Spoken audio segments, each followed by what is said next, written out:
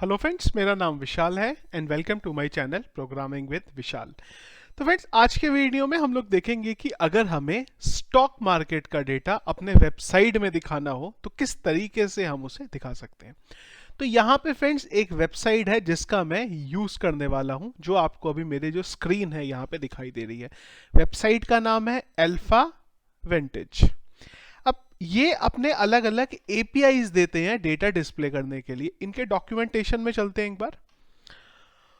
और अच्छी चीज ये है यहाँ पे कि इन्होंने एक ऑलरेडी एक डिफॉल्ट एपीआई बना के रखा हुआ है, जिसको आप कभी भी यूज करना चाहें तो यूज कर सकते हैं। और बहुत सिंपल प्रोसेस है, एक्सट्रीम सिंपल। इससे आसान तरीका कोई नहीं हो सकता एपीआई के थ्रू स्टॉक मार्केट का डेटा डिस्प्ले करने के लिए। जैसे कि यहाँ पे आप देख सकते हैं कि इनका एक एपीआई है जो आपको डेटा देता है। आपको क्लिक करना है और ये आपको यहाँ पे डेटा देना स्टार्ट कर देगा। सॉरी, मैंने गलती से जो जेसन की फाइल थी उस पर क्लिक कर दिया। थोड़ा सा नीचे आते हैं, ये रहे इनके अलग अलग एपीआई जो यहाँ पे दिए हुए हैं। तो एपीआई जैसे कि हम लोग देख लेते हैं, मैं थोड़ा सा नीचे करता हूँ।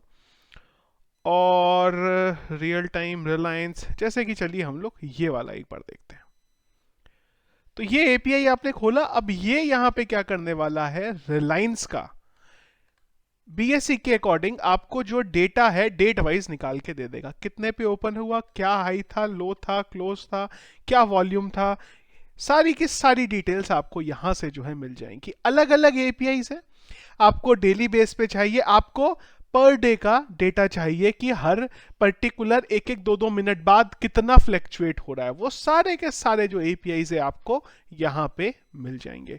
मैं फिलहाल के लिए किसी एक स्पेसिफिक एपीआई के थ्रू डेटा आपको यहाँ पे लाके वेबसाइट पे पुल करके दिखाऊंगा। जैसे कि एक हम ये देख लेते हैं। यहाँ पे अगर आप देखें तो मैंने आईबीएम का जो डेटा है वो निकाला है और ये डेट वाइज मुझे डेटा यहाँ पे दिखाई दे रहा है। यहाँ पे एक चीज और ध्यान देंगे कि जो की बना रहे हैं ये लोग इस एपीआई को हिट करने के लिए, वो डेमो नाम की है जो डिफॉल्ट है। अगर आप बनाना चाहते हैं खुद से तो आपको बस यहाँ पे गेट योर फ्री की पे जाना है और बस अपनी डिटेल डाल देनी है। और डिटेल डालते ही वो आपको यहीं पे जो आपकी की है वो डिस्प्ले करके दे देंगे। ये जो की है इसकी लिमिट है, और लिमिट जो है वो इसकी ये है कि आप 5 एपीआई रिक्वेस्ट पर मिनट कर सकते हैं या फिर 500 पर डे की कर सकते हैं, ये फ्री वाली एपीआई के थ्रू। अगर इससे ज़्यादा करना है तो फिर आपको इनका जो प्रीमियम मेंबरशिप है वहाँ पे जाना पड़ेगा और जो भी इनका अमाउंट है वो आपको पे करना पड़ेगा। कुल मिला के प्रीमियम पे जाके आपको बताना है कि पर मिनट आपकी कितनी हिट हो सकती हैं, उसके अकॉर्डिंग आपको पे करना है। तो मैं सिंपल काम करता हूं यहाँ पे। ये वाला जो एपीआई है इनका आईबीएम का डेटा वाला, इसको हम लोग हिट करेंगे हमारे पेज से और देखेंगे डेटा कैसे डिस्प्ले कर सकते हैं। बाकी एक बार अगर आपकी कोई और रिक्वायरमेंट है एपीआई की, आपको वीक वाइज चाहिए, मिनट वाइज चाहिए, वो सारे के सारे एपीआई यहाँ पे अवेलेबल है, आप उसको देख सकते हैं। मैं जो मेन आपको एपीआई है खाली एक यहाँ पे एग्जीक्यूट करके दिखा दे रहा हूँ। तो ये मेरे एपीआई का लिंक है, कॉपी करेंगे। पीएचपी की फाइल मैंने ऑलरेडी बना दी हुई है, वही करेंगे हम लोग जो अभी तक करते आए हैं रेगुलर हमारा कर्ल का यूज। तो ch कर्ल अंडरस्कोर इनिट का यूज करेंगे और इसके बाद जो यूआरएल है वो बना लेते हैं ऊपर ही। तो मैं सबसे पहले एक वेरिएबल बना लेता हूं की नाम से। की मैं अभी के लिए डेमो यूज कर रहा हूं और यूआरएल के अंदर मैं ये पूरे का पूरा यूआरएल डाल दूंगा और यहां बोल देता हूं डॉट की, जिससे क्या मेरा ये पूरे का पूरा जो यूआरएल है ये यहाँ पे बन जाएगा। इसको एग्जीक्यूट करना है, कर्ल अंडरस्कोर सेट ओपीटी। कल के बारे में फ्रेंड्स मैं हर बार आपको बताता हूं कि अगर कोई क्वेश्चन है तो मैं ऑलरेडी डिटेल वीडियोस कल के बना चुका हूं जो आप चैनल पे देख सकते हैं। और मैं एक काम और भी करूंगा, वीडियो के डिस्क्रिप्शन पे भी आपको दे दूंगा, वहां से आप उसे देख लीजिएगा। तो कल ओपीटी और इसके साथ में हम लोग यूआरएल को हिट करते हैं। ये क्या करेगा, यूआरएल जो है हमारा हिट करेगा।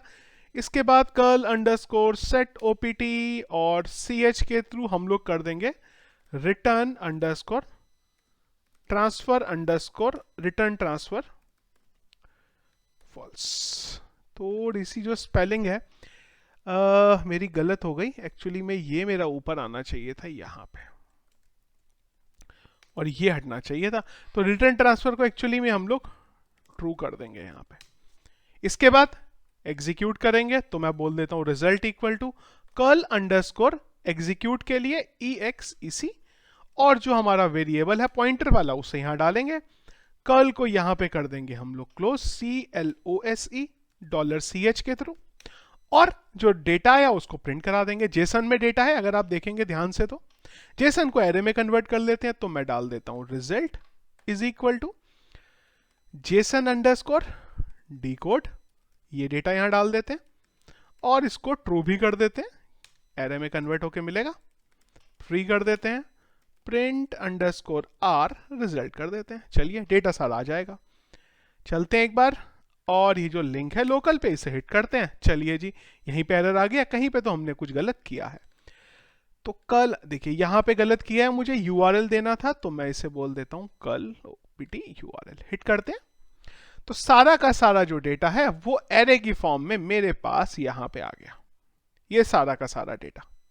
चलिए अब ये जो डेटा आया, ये एक्चुअली में हमने जो हिट करा है ये वीक वाला एपीआई हिट करा है यहाँ पे, टाइम सीरीज वीकली वाला। तो ये क्या करेगा, वीकली जो डेटा है वो निकाल के दे देगा। मेरे को एक्चुअली डेली का डेटा चाहिए था यहाँ पे, तो मैं DAILY कर देता हूँ, और यहाँ पे हम लोग कर देते हैं डेली का डेटा। तो डेली के लिए मुझे डालना पड़ेगा करेंसी, नहीं ये नहीं चाहिए मुझे। एक बार मैं देख लेता हूँ, यहाँ पे डेली पे क्लिक करते हैं और टाइम सीरीज डेली कर देते हैं यहाँ पे फंक्शन में। तो इसको मैं बोल देता हूँ टाइम सीरीज डेली, हिट करेंगे एक बार। तो अब ये जो मुझे डेटा निकाल के देगा वो डेली का डेटा निकाल के दे देगा यहाँ पे। चलिए इतना मेरा काम हो गया। अब इसको प्रिंट करा लेते हैं। तो प्रिंट कराने से पहले एक चीज और देखते हैं कि अगर मेरे इसमें कुछ गलत हो जाए, लेट से मेरा की गलत हो जाए, तो मेरे पास क्या डेटा आता है। इसको मैं नए टैब में हिट कर लेता हूं। तो की एक बार मैं देखता हूं ये क्या हुआ। मैं अगर ये की हटा देता हूं यहां से, इसको हिट करके देखते हैं। हाँ जी, अगर की करा तो मेरा यहाँ पे जो है एरर मैसेज आएगा, अगर कुछ इस की के अंदर गलत होता है तो, ठीक है। और अगर यही ब्लैंक पास कर दूं तो क्या होता है, बेसिकली एरर के मैसेज देख लेते हैं कहां से आ रहे हैं। तो एरर मैसेज जो है वो आपको एक इंफॉर्मेशन करके और ये करके यहाँ पे एपीआई जो है मिलते हैं। चलिए हम लोग इसको भी डाल देते हैं यहाँ पे, और एक बार इसे फिर से हिट करते हैं। डेटा आ गया मेरे पास। तो अब हम लोग क्या करेंगे, यहां पे ये वाले वेरिएबल का जो डेटा है वो निकाल लेते हैं। तो मैं इसको बोल देता हूं दिस थिंग, ये वाले वेरिएबल का डेटा। रीलोड करके देखते हैं एक बार, ये डेटा मिल गया। अब इस डेट के बेस पे डेटा डिस्प्ले कर देंगे। तो हम लोग ये बोलते हैं कि अगर ये वेरिएबल मिला है, इफ इज सेट, अगर तो ये मिला है तब तो नीचे आएंगे, अदरवाइज हम बोल देंगे यहां पे कि भाई समथिंग वेंट रॉन्ग, कुछ तो गलत हुआ है। और अगर ये यहां पे आया है तो फॉर ईच लूप चला देंगे। For each this as list. दो चीजें चाहिए एक्चुअली में मुझे, की भी चाहिए होगी, की में डेट है, और वेल के अंदर मेरा सारा का सारा डेटा पड़ा हुआ है। तो हम लोग क्या करते हैं, टेबुलर फॉर्म में, टेबल की फॉर्म में डेटा डिस्प्ले कर देते हैं। तो मैं यहां पे एक टेबल बना देता हूं, ECHO एक टेबल बना लेते हैं। टेबल के अंदर TR बंद, और यहां पे एक TD और एक यहां पे TD।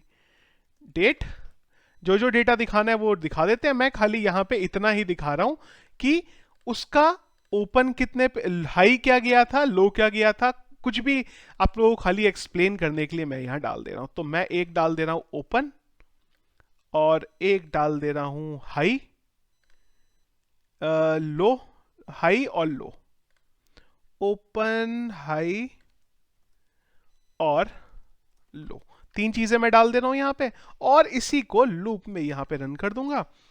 इसके बाद इको कर देंगे हम लोग, ये जो टेबल बनी है उसे बंद कर देते हैं, और फॉर ईच के अंदर ये लाइन पूरी की पूरी डाल देते हैं। टेबल की कोई जरूरत है नहीं, उसे हटा देते हैं, और यहां पे जो डेटा मिलेगा उसको पास कर देंगे। तो यहां पे तो मैं बोल देता हूं कि जो भी डेट है वो चाहिए, और यहां से मुझे इसके अंदर का जो डेटा है वो निकालना है। तो मैं इधर बोल देता हूं कि इस एरे के अंदर से क्या है, ये ओपन निकाल लो। इसको करते हैं कॉपी, पेस्ट एंड पेस्ट। तो ये हो गया मेरा हाई, और ये हो गया मेरा लो। ओपन, हाई, लो करेंगे एक बार रीलोड, होपफुली सब कुछ ठीक रहा तो डेटा जो है आ जाएगा। पर डेटा आया नहीं है, कुछ डेटा आया कुछ नहीं आया। क्यों? क्योंकि ये एक्चुअली में ये 1 के साथ लगा हुआ है। तो हम लोग इसको 1 के साथ लगा लेते हैं, इसको बोल देते हैं 2 डॉट और इसको बोल देते हैं 3 डॉट। ऐसे ही है, ओपन है हमारा 1 पे, हाई है हमारा 2 पे और लो है हमारा 3 पे। चलिए जी फाइल को सेव करते हैं और एक बार हिट करके देखते हैं। तो अब जब ये हिट हुआ तो सारा का सारा जो डेटा था वो मेरे पास आ गया। थोड़ा समझ में आ नहीं रहा है तो एक काम करेंगे, इसमें बॉर्डर लगा देते हैं, क्योंकि मैं यूआई को ब्यूटीफाई करने की यहाँ पे बात नहीं कर रहा हूँ, वो बहुत आसान है करना। अगर ब्यूटीफाई करना है तो चलते हैं जी बूटस्ट्रैप या डाल देते हैं गूगल पे चलते हैं और डाल देते हैं टेबल CSS। W3C का लिंक आएगा, एक आपको CSS मिलेगी, इस CSS को यहां से कर लेना कॉपी और अपनी फाइल में यहां डाल देना एंड में। और डालने के बाद ये कस्टमर नाम की जो आईडी है, आईडी देख लो, जो आपको बनानी है बना लेना। मैं बस आपको खाली जो प्रोसेस है वो यहां पे बता दे रहा हूं बस। और एक काम और करेंगे कि ये एक्चुअली में आपका TH होना चाहिए, हेडिंग, क्योंकि नीचे जो CSS लगी है वो हेडिंग के अकॉर्डिंग लगी है। तो मैं इन सबको TH कर देता हूं, इसको TH। चलते हैं जी रीलोड करते हैं, तो आपका UI के साथ जो आपका डेटा है यहाँ पे सेट हो गया कि ये ओपन था, ये हाई गया था और ये जो है इसका लो गया था। तो इस तरीके से अगर आपको ये डेटा डिस्प्ले कराना है आप डिस्प्ले करा सकते हैं।